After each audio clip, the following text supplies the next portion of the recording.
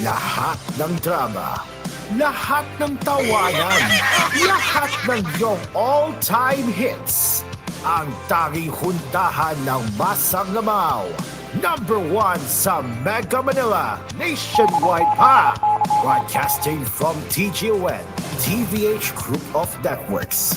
Dito lang sa inyong iisang himpilan. Cool FM.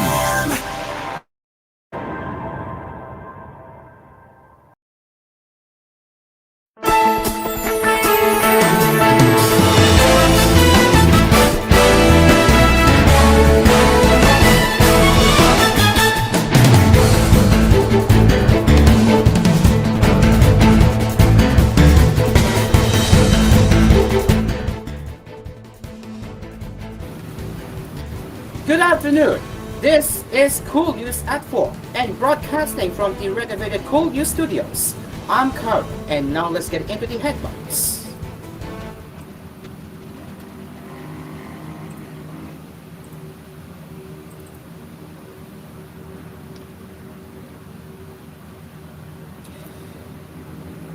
The government plans to adaptively reduce Philippine offshore gaming operator Pogo hubs in the country once forbidden, the Presidential Anti-Organized Crime Commission said on Thursday.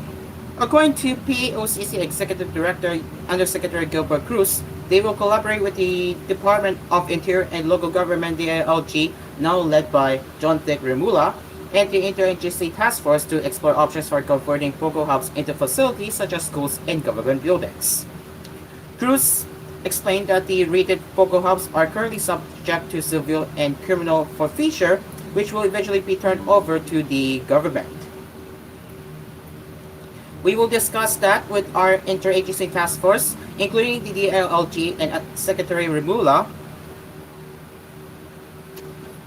to determine what the plans are. As for the Pogo hubs that we have previously held, there are already plans in place for those. In fact, there are now subjects of criminal forfeiture and civil forfeiture cases, Cruz revealed in a radio interview. He added that it would be beneficial for communities if the government took ownership of the rated Pogo hubs, particularly those rated in Tarlac, Pampanga, and Bamban Tarlac. It will be beneficial if the government acquires these Pogo hubs, especially those in Tarlac and Bamban. They can be turned into schools, the PAOCC Executive Director expressed. Cruz cited that the rated Pogo hub in Pasay City as an example of how the government has adaptively reduced Pogo facilities in the country. The Pogo hub here in Pasay was converted into a detention facility and rescue center by the Department of Social Welfare and Development, he stated. President Ferdinand Bongbong Marcos Jr. issued a directive banning Pogos in the country during his State of the Nation address in July. As a result, Pogo workers are currently applying for visa downgrades as they are obliged to leave the country by the end of the year. More than 10,000 Pogo workers have already applied for visa downgrading, according to the Bureau of Immigration on Monday. In addition, Remula announced on Wednesday that Pogo hubs operating within the 36-hectare island Cove in Cavite will be shut down by December 15. President Ferdinand Bongbong Marcos Jr. challenged Chinese Premier Li Qiang over recent clashes in the West Philippine Sea at regional summit talks on Thursday as risk growth that conflict could erupt in the disputed waterway. Li met the leaders of the 10-member Association of Southeast Asian Nations, or ASEAN, at the gathering in Laos after a day of discussions dominated by the Myanmar civil war. Recent months have seen a spate of violent clashes between Chinese and Philippine vessels in waters around disputed reefs and islands in the West Philippine Sea. Marcos raised the issue in the meeting with Lai, arguing that you cannot separate economic cooperation from political security, as Southeast Asian diplomat who attended the meeting told reporters. The Lai summit was largely focused on trade and came the same day the Premier met with Australian Prime Minister Anthony Albanese, who said Beijing has agreed to lift sanctions on the lucrative lobster industry. But Marcos told the meeting that ASEAN and China cannot pretend that all is well on the economic front, when there are tensions on the political front, the Southeast Asian diplomat said. Marcos also said that both sides should hasten talks on a code of conduct in the sea. On Wednesday, ASEAN leaders repeated long-standing calls for restraint and respect for international law in the South China Sea, according to a draft summit chairman's statement seen by AFP. The growing frequency and intensity of clashes in the disputed waterway are fueling fears that the situation could escalate. The South China Sea is a live and immediate issue with real risk of an accident spiraling into conflict, Singapore's Prime Minister Lawrence Wong told his fellow leaders in Wednesday's summit. Beijing claims almost the entirety of the South China Sea, a waterway of immense strategic importance through which trillions of dollars in trade transits every year. But several ASEAN members, the Philippines, Malaysia, Vietnam, Indonesia, and Brunei, also have competing claims to various small islands and reefs. The meeting with Lai comes after a slew of violent clashes, particularly with the Philippines around these partly islands. Chinese Coast Guard and other vessels have ramped water cannon and blocked Philippine government vessels. And earlier this month, Vietnam issued an angry condemnation after some of its fishermen were attacked and robbed off the Paracel Islands by what it called Chinese law enforcement force. Beijing responded that the islands are its sovereign territory and its personnel were taking action to stop illegal fishing by the Vietnamese. The U.S. Secretary of State Antony Blinken arrived Thursday and is expected to raise the South China Sea when he holds talks with ASEAN leaders on Friday. Democratic Brink, the top U.S. diplomat for East Asia, accused China of taking escalatory and irresponsible steps designed to co-raise and pressure many in the South China Sea. China has for years sought to expand its presence in contested areas of the South China Sea, brushing aside an international ruling that its claims to most of the waterway has no legal basis. It has built artificial islands armed with missile systems and runways for fighter jets and deployed vessels that the Philippine states harass its ships and block its fishers. ASEAN leaders also met Japan's new Prime Minister Shigeru Ishiba and President Yoon Suk Yeol of South Korea on Thursday and will hold a three-way summit with them and Lee.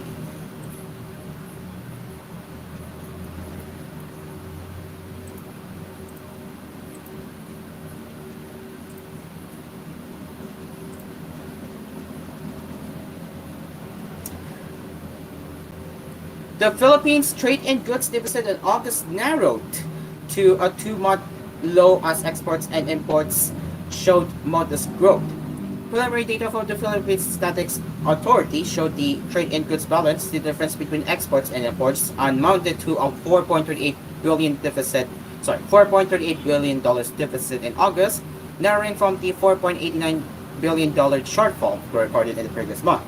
However, this was still higher compared to the $4.11 deficit in August 2023.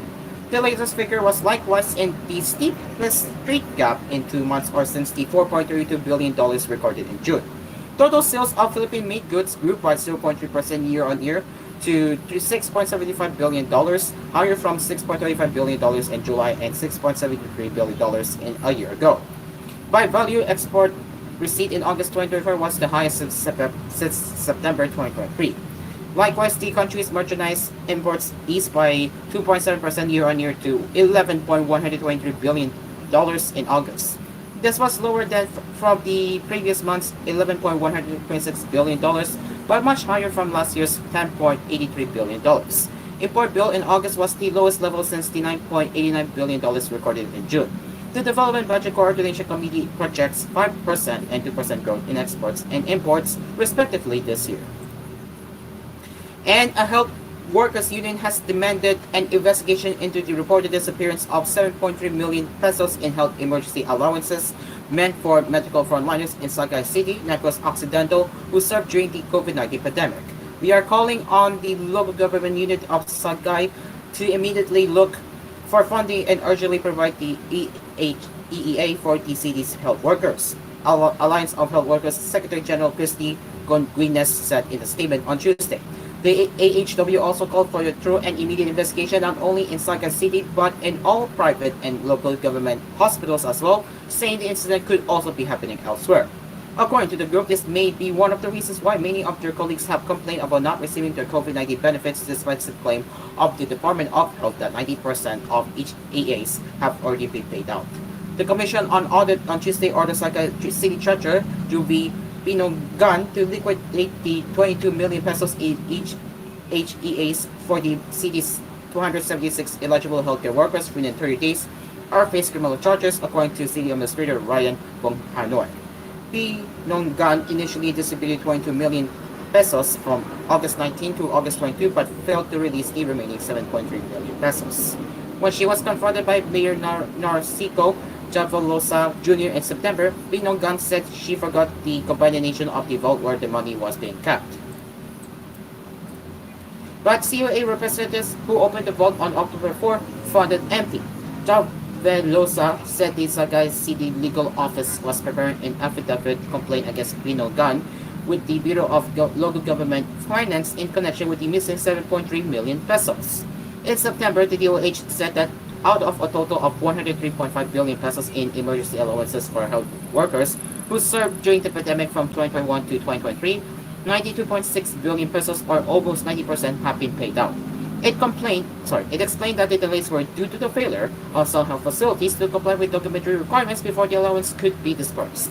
According to the DOH, it has issued checks to 2,070 health facilities, or 73% of the total 2,853 facilities still awaiting payment. The remaining 27% was supposedly delayed because of incomplete documentary requirements. It is now 4:11 in the afternoon, and we will get into the international headlines and entertainment headlines right here on Cool News at 4. So stick around, people. Cool News at 4. We'll be right back.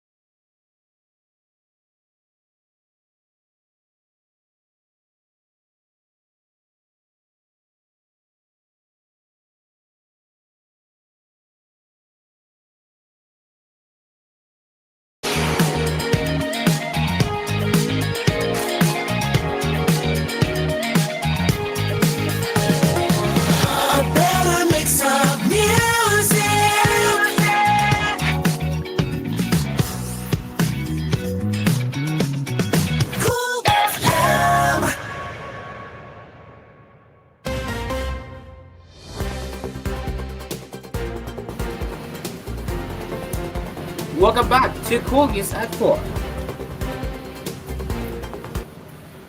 Let's continue with the headlines.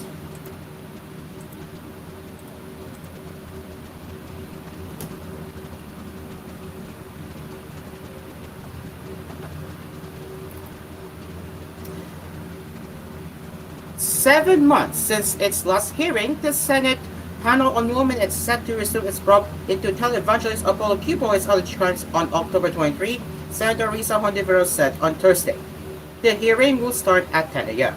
Similar to what was done to other resource persons under the custody of the court, the panel on women would ask the court that Cupola be allowed to attend the hearing, Hontiveros said. Some victim survivors who already testified will once again face the probe, and new victim survivors will speak as well in their bid to attain justice by confronting their former leader, she added. Cupola is facing human trafficking, child abuse, and rape of the members of his Church to Kingdom of Jesus Christ. The Davao and Pasig courts had ordered his arrest. Authorities nabbed Cupola on September 8. The Supreme Court granted the Department of Justice bid to transfer Cupola's sexual abuse case from a court in Davao to Quezon City to avoid miscarriage of justice.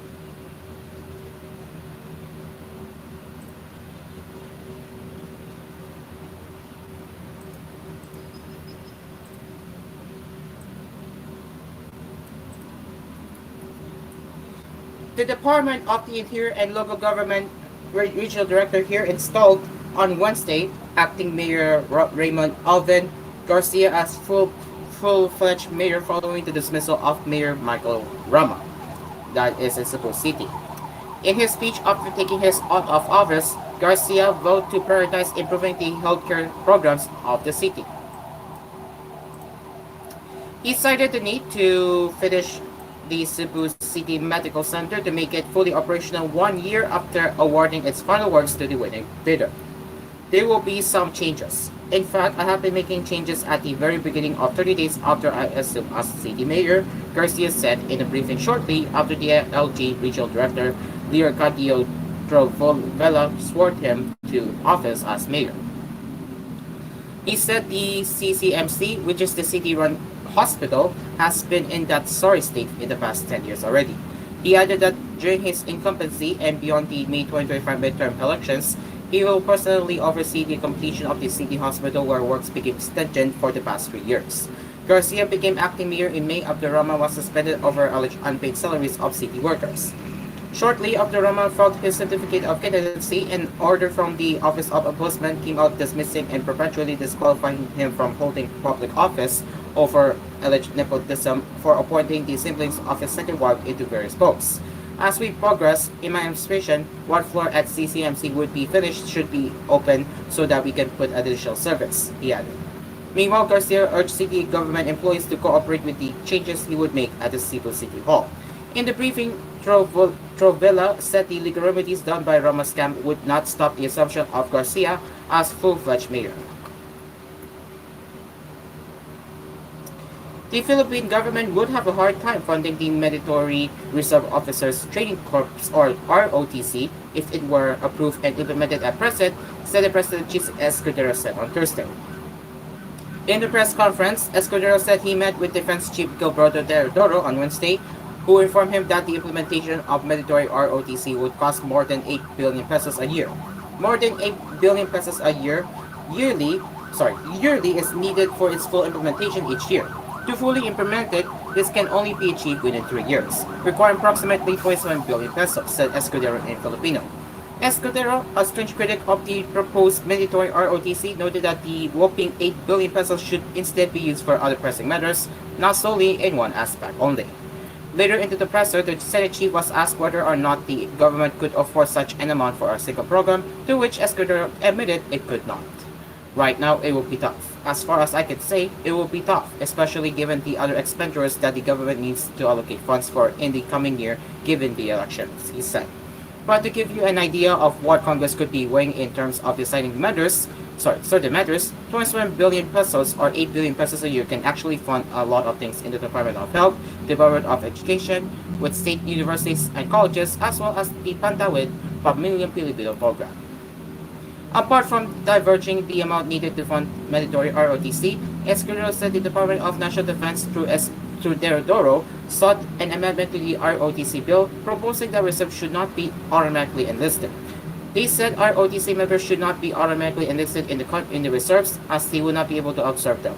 Currently, the National Service Training Program has a long backlog in accommodating reserves who are applying, said Escudero in Filipino.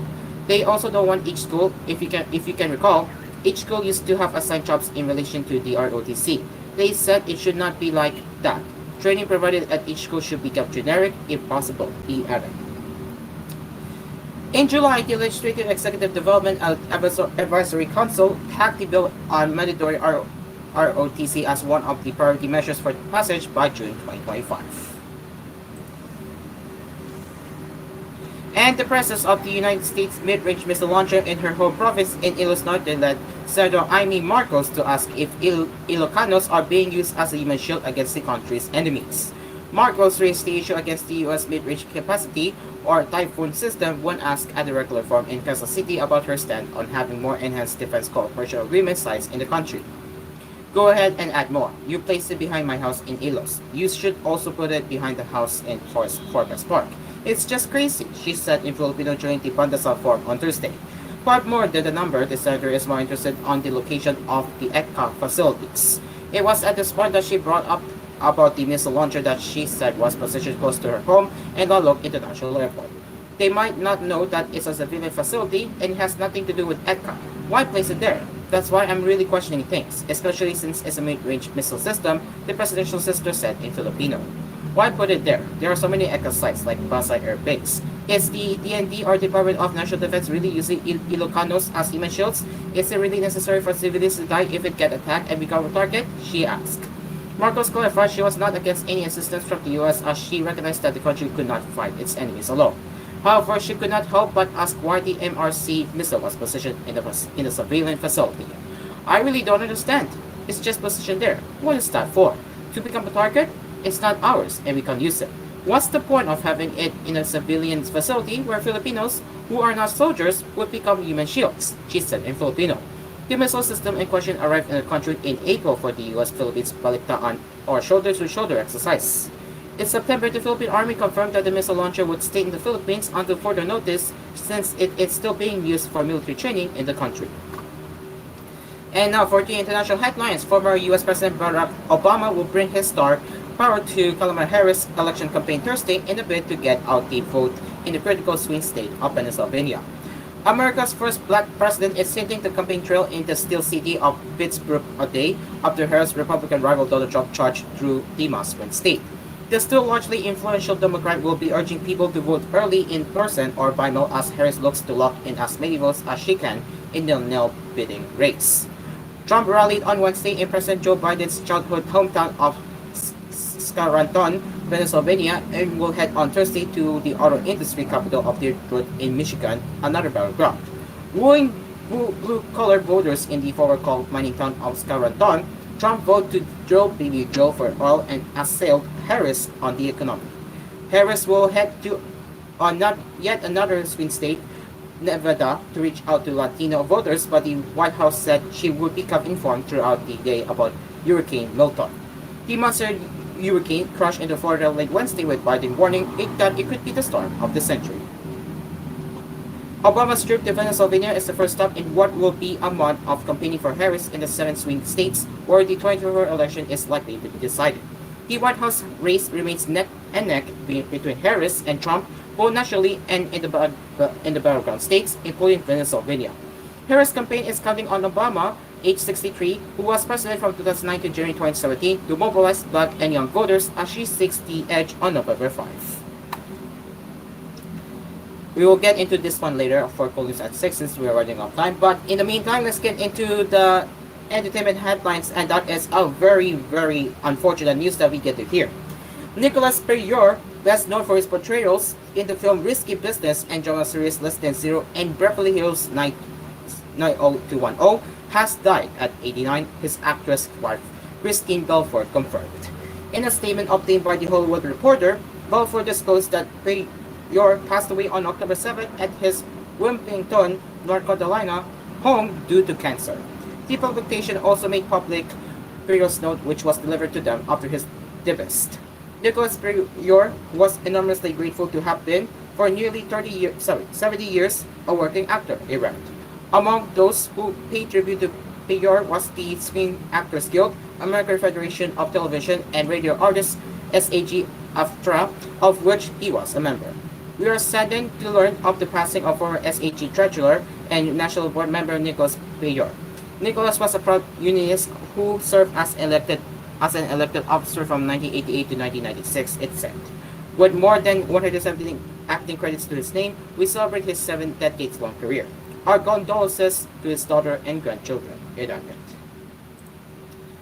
Ladies and gentlemen, it is now 4:31 in the afternoon, and that will be it for koolNews at 4. As always, if you have any news suggestions or feedback that you would like to share, you can get in touch with us at tvh.philippines.news@gmail.com. We will return with another news headlines with koolNews at 6 later.